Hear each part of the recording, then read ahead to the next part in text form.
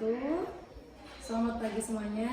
Kali ini saya sedang bersama dengan Ibu Sartini SPD SDMPD, yaitu Kepala UPTD SD Negeri 4 Warna. Kali ini kita akan bersama-sama berdiskusi mengenai pemetaan aset yang ada di UPTD SD Negeri 4 Warna. Selamat pagi Bu. Selamat pagi Bu ya. Mohon izin Ibu, saya mengganggu dan meminta waktu kembali. Kali ini saya ada tugas dari pendidikan guru penggerak di akhir tentang pemetaan aset yang ada di sekolah kita. Baik. Jadi sesuai dengan yang telah kita pelajari bersama Ibu, ada 7 modal atau aset yang ada di sekolah-sekolah.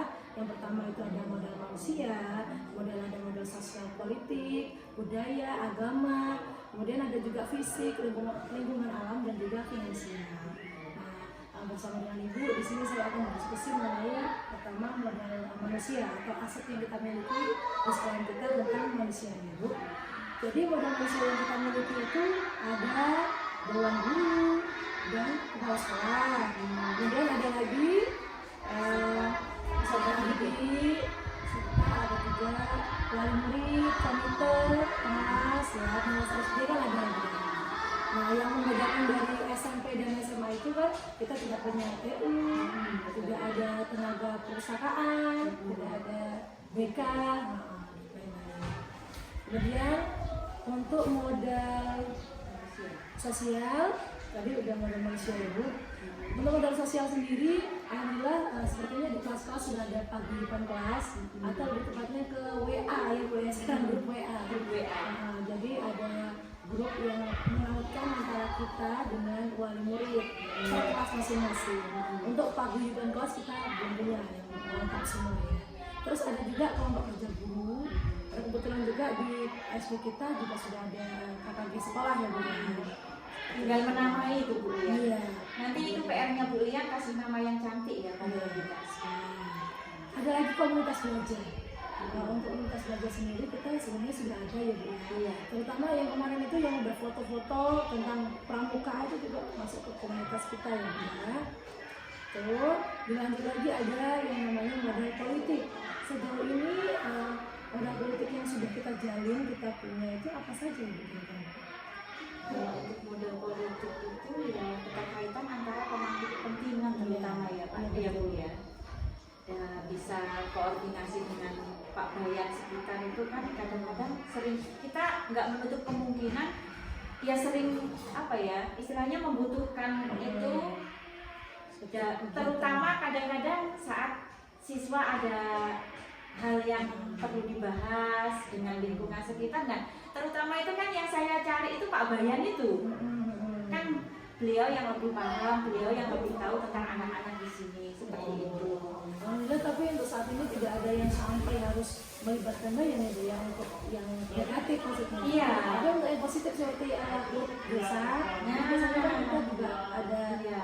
hubungan dengan mereka. Tidak mungkin kan Budian mau langsung ke Pak Lurah kan nggak Iya. mungkin. Kita ke pemangku kepentingan terdekat. Berarti masuk ke perangkat desa. Iya, Gitu ya. seperti itu. Oke, terus ada juga Kowil nih Bu. Iya, kalau itu ya memang kebutuhan kita, Iya. ya yang di dalam lingkaran kita memang harus terhubung secara intens dengan beliau karena bagaimanapun ya yang memberikan kebijakan itu kan beliau, setidaknya apa yang beliau himbaukan ya kita laksanakan sejauh itu dampaknya positif untuk kepentingan bersama. Iya, betul sekali.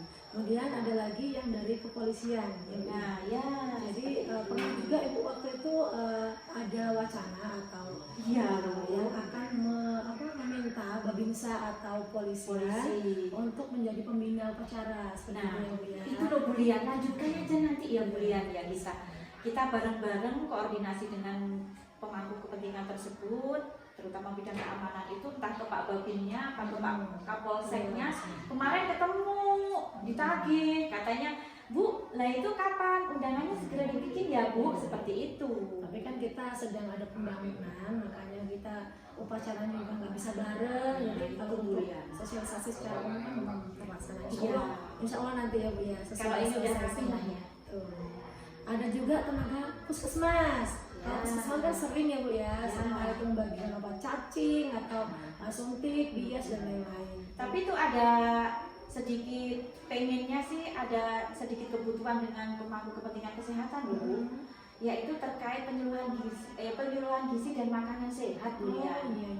Jadi ya nanti PR kita lah bareng-bareng koordinasi dengan mereka, bagaimana mereka datang itu memberi penyuluhan tentang makanan yang bergizi dan makanan yang sehat. Kan sekarang itu yang paling marak jajan-jajan sembarangan itu Bu, seperti itu Bu ya.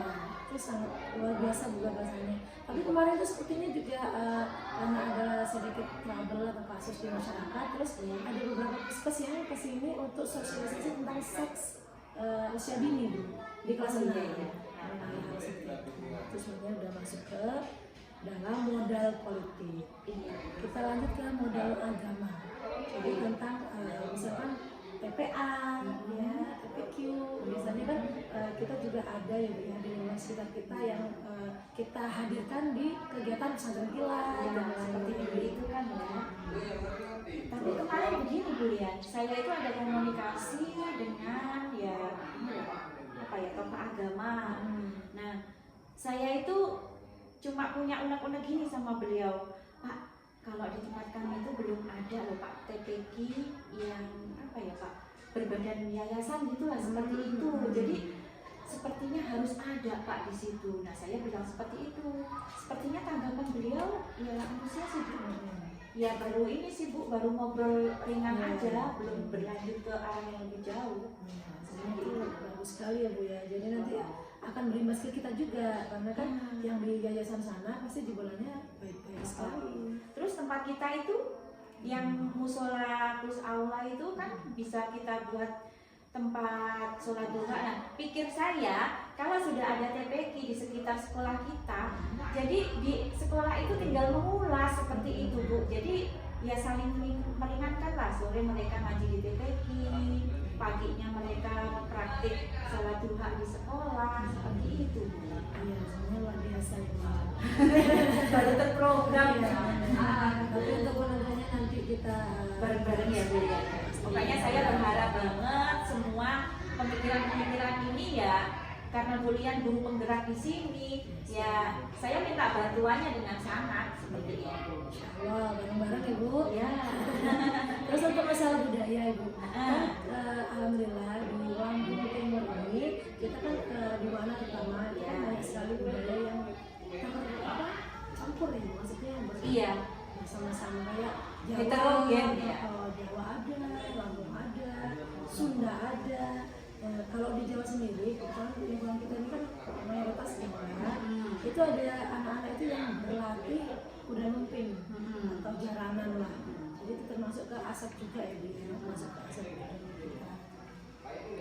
Tapi itu tidak menutup kemungkinan karena kita tinggalnya di Lampung, jadi ya kita ajarkan mereka seperti tari-tari Lampung, walaupun kita mayoritas penduduk orang Jawa, suku Jawa. Jadi kemarin kan sudah ada ekskul meeting yang sudah bicara. Ada juga yang kelima ini modal fisik gitu. Ya, kalau fisik itu kan berubah.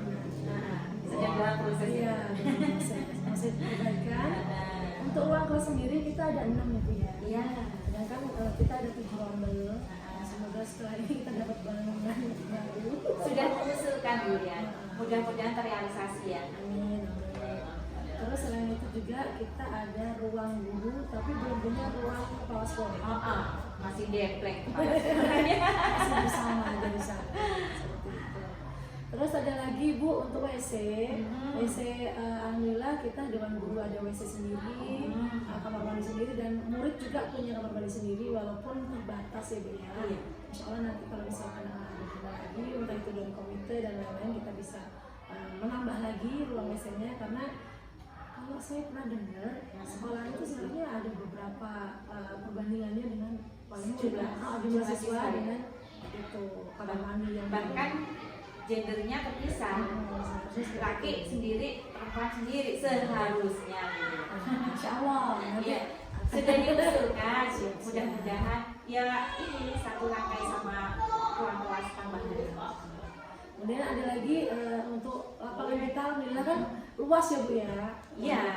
Hanya saja untuk lapangan sepak bola kita belum bisa realisasi karena memang ya terbatas itunya. Walaupun luas tapi nggak seluas yang lain karena lapangan bola kita nggak punya. Iya. Kita nggak punya. Tapi untuk poli, alhamdulillah lapangan poli ada dan lapangan juga bisa digunakan untuk banyak hal ya Bu, kayak acara, senam yang notabene memang sering kita. Tapi kalau menurut saya ya kita tidak terpaku pada kekurangan itu ya. Kalau saya ada pemikiran kok begini, ketika anak pengen latihan main bola itu kan di sore harinya mereka punya waktu luang tuh. Nah di lingkungan sekitar kita itu nggak harus di sekolah, itu kan ada lapak kayak apa itu ladang kosong atau apa itu toh yang nggak kepake sama sekali, toh tanahnya juga keras. Nah di situ sepertinya kalau anak-anak pengen berlatih ya minta izin dulu sama pemilik tanah itu boleh kok kayaknya. Yang punya tanah juga kayaknya orangnya nggak boleh. Soalnya kemarin juga pernah mendengar Bu, di dusun ini sendiri bapaknya ingin membeli satu ladang untuk dijadikan lapangan, jadi nanti ditanami itu juga masih wacana, jadi belum ada realisasi, tapi kita sebenarnya sudah sangat mendukung untuk hal tersebut dilakukan. Nah, menurut informan terpercaya demikian adanya, jadi mereka tuh udah niat karena kan untuk sepak bola kan juga kemarin untuk ulang tahun desa kan ada juga Bu antar dusun. Nah, mereka kan nggak punya lapangan, jadi mereka tergerak nih. Karena alhamdulillah di sini kan masyarakatnya mayoritas penghasilan tinggi, karena ladangnya banyak, jadi mereka juga sangat antusias untuk mendukung hal itu. Jadi tinggal tunggu saja. Jadi income mereka itu juga mendukung program kita juga ya. Kita nanti bisa masuk ke modal bisa. Luar biasa. Tapi kalau wali murid di sini itu luar biasa memang ya Bu Lian ya. Saling mendukung. Iya. Ada lagi modal lingkungan dan alam. Kalau bicara tentang alam Bu, alhamdulillah sekolah kita ini termasuk lingkungan asri ya. Iya, sangat asri. Kita memperhatikan pedalaman. Kalau sekolah aja harus melewati ladang sawit ya. Sekarang udah dikasih tempat khusus lewatnya. Tapi luar biasa sekali. Walaupun kita jauh ya saja kita masuk Aman ya Bu. aman. Dan kalau di alam itu Bu, di depan itu kan ada ladang milik warga. Iya. Itu juga sebenarnya bisa jadi sumber belajar anak-anak ya. Untuk tanaman jagung, singkong, seperti itu. Dan sepertinya untuk P5 kita nanti kan tentang Gaya hidup berkelanjutan itu itu tentang menanam sayuran Iya. ya. Itu juga biasa. Nanti kita nanti pakai polybag seperti itu ya. Iya, polybag sama itu loh kan ada bungkus minyak 2 literan dari anak-anak itu suruh bawa aja nggak apa-apa loh Bu Lian. Itu nanti kan bisa dipakai buat tempat. Bisa belajar sambil menguntungkan itu kan. Dan yang terakhir tentang modal finansial Ibu. Iya. Kalau modal finansial sendiri kita kan selalu dengar kata dana bos. Iya. Dan kemarin juga Ibu sudah menerangkan, menjelaskan ini loh dana bos kita. Habisnya sekian-sekian ini untuk ini. Bahkan kinerja reguler ada, kinerja pun tidak Alhamdulillah ada. kita dapat dari ini. Terus selain dana bos, kira-kira apakah ada dana finansial lainnya menjadi aset finansial kita? Kalau untuk SD ini Bu Lian, kalau untuk penggalangan dana itu sangat sulit loh Bu. Kalau untuk dari luar ya, nggak kayak di SMP, di SMA.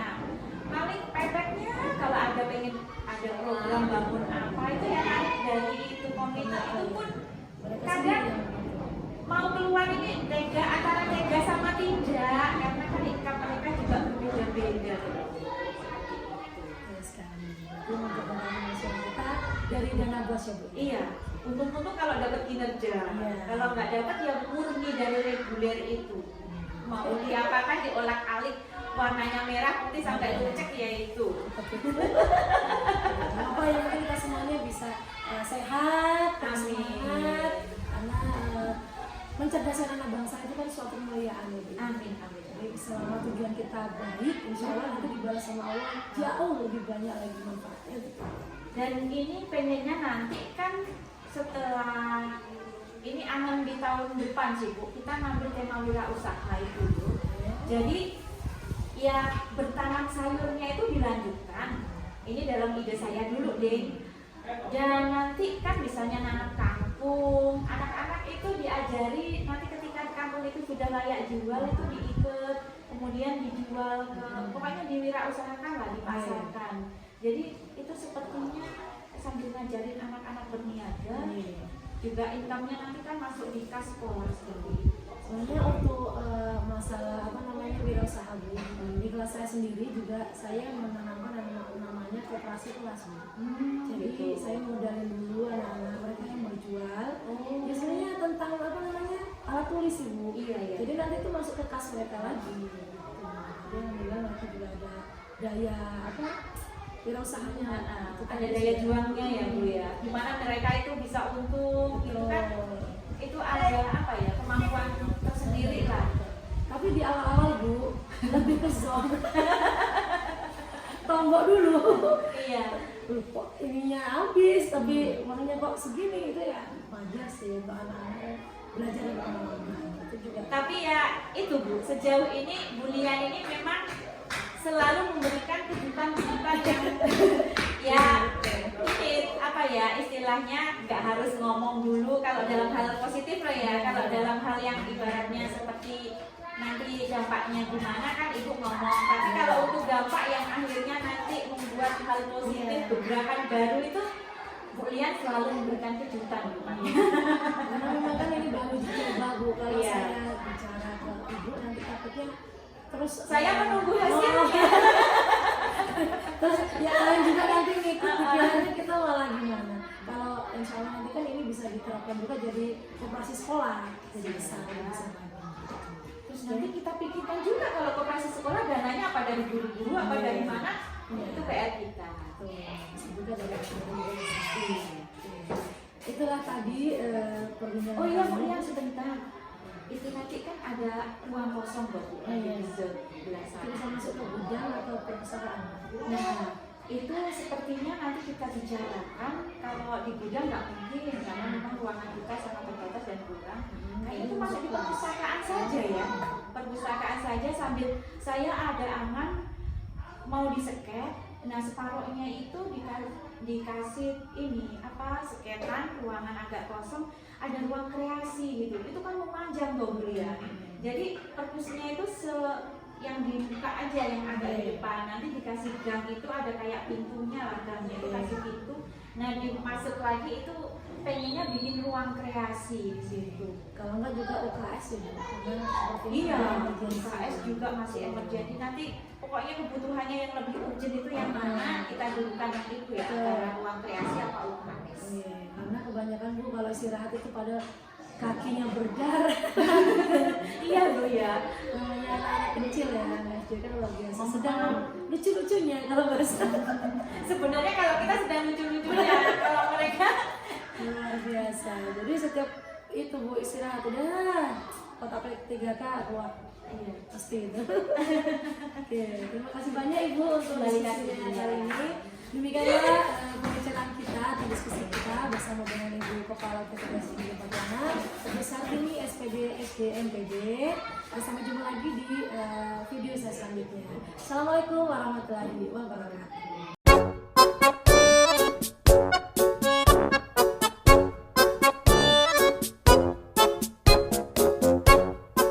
Assalamualaikum warahmatullahi wabarakatuh. Oke, mohon maaf sebelumnya Bapak dan Ibu. Kali ini kita akan berkolaborasi bersama lagi dengan berdiskusi tentang pemetaan aset yang ada di sekolah kita. Jadi Bapak Ibu, melalui guru penggerak, akhirnya saya mengetahui bahwa ada 7 modal atau aset yang ada di sekolah-sekolah. Nah, apa saja itu? Ada di layar sini.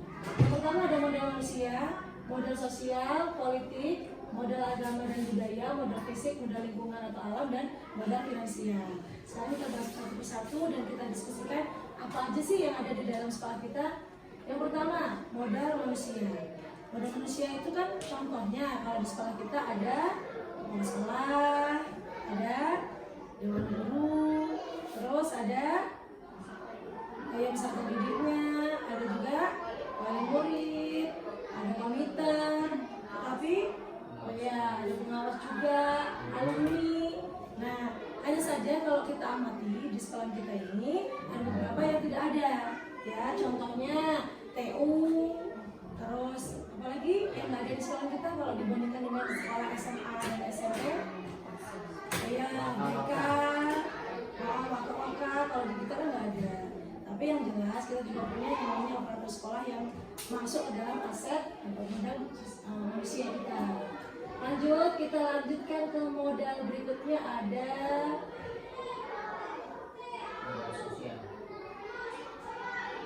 ini ada modal sosial. Ada paguyuban kelas. Kalau di tempat kita itu bukan paguyuban kelas tapi grup WA ya biasanya. Jadi itu menghubungkan kita dengan wali murid. Kemudian ada juga KKG. Untuk agama ada sendiri, olahraga ada sendiri, yang umum juga ada. Jadi karena itu juga termasuk di sini. Terus ada lagi komunitas belajar. Ini juga ada banyak sekali yang bisa kita ikuti. Kalau dari SD kita sendiri ada KKG sekolah ya. Terus ada grup pramuka juga yang mana sudah kita dapat foto dan segala macam. Kita masuk ke dalam suatu komunitas pramuka. Lanjut, ada lagi namanya modal politik. Ini sebenarnya yang lebih paham adalah kepala sekolah kita, yaitu tentang dinas pendidikan. Kalau kita biasanya korwil ya Bapak Ibu, ada korwil. Terus biasanya kecamatan juga. Ada lagi puskesmas yang sering kesini kan puskes, ada lagi kepolisian, kepala desa, tapi sejauh ini jarang ya kepala desa tapi masuk ke modal politik juga. Selanjutnya ada lagi yang namanya modal agama dan budaya. Kalau di tempat kita itu kan lingkungan kita alhamdulillah kebanyakan beragama Muslim atau Islam. Dan budayanya itu luar biasa ya. Ada banyak sekali budaya yang bisa kita temui di sini karena kita gabungan, ada orang Jawa, ada orang Lampung, orang Banten, jadi ada orang Sunda, banyak sekali yang bisa kita jumpai. Contohnya kalau di sini biasanya ada yang latihan lumping atau jaranan. Itu biasanya anak-anak sering mengikuti hal seperti itu. Kemudian lanjut lagi, ada lagi namanya modal fisik. Nah, untuk fisik itu berarti berupa bangunan yang ada di sekolah kita. Alhamdulillah sekolah kita sudah mendapatkan bantuan atap ya, terus plafon sama cat. Jadi alhamdulillah nanti lebih baik lagi lingkungan fisiknya. Hanya saja apa saja sih yang ada di sini? Ruang kelas kita ada berapa? Ada 6. Padahal rombonya 7. Satu ini. Satu itu masuk gudang atau perpustakaan kan kita belum tahu karena baru dibongkar. Misalnya kita memang belum punya perpustakaan, UKS, ya. Tambah lagi, ada musola, tapi ada aula yang sudah dibangun oleh wali murid kita atau komputer yang nantinya entah itu nanti buat musola kah atau perpustakaan kah atau yang lain. Serbaguna. Kita juga nggak punya kantor kepala sekolah, yang adanya hanya ruang guru atau kantor guru. Nanti jumlah kita hanya 7 ya Bapak Ibu ya.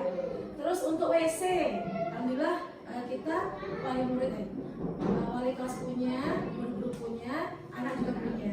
Hanya walaupun dengan keterbatasan sekali, WC-nya ya seperti itu.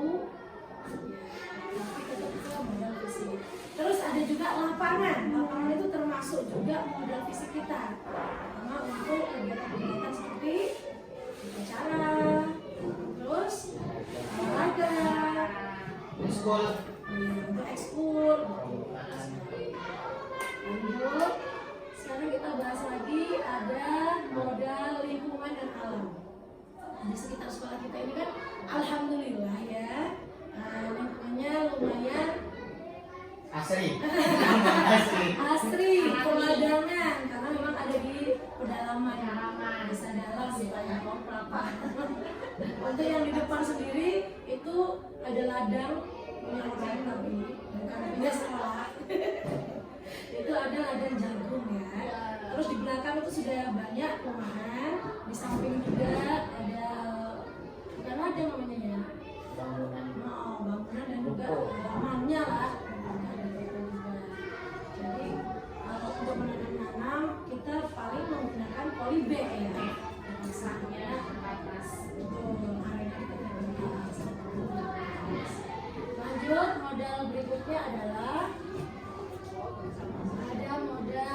finansial. Nah, yang ini sangat tertutup ya. Maksudnya kita nggak pernah berusaha untuk mengulik-ulik. Yang jelas memang tidak bisa dipungkiri di SD kita pasti ada yang namanya dana BOS. Ini sensitif sekali, walaupun kepala sekolah kita sudah sering terbuka kepada kita tentang ada transparansi tentang dananya digunakan untuk apa-apa. Nah, inilah modal finansial yang kita punya. Jadi itu tadi adalah pemetaan aset, yaitu yang ada di sekolah kita. Terima kasih untuk diskusinya kali ini. Saya akhiri, wassalamualaikum warahmatullahi wabarakatuh. Waalaikumsalam.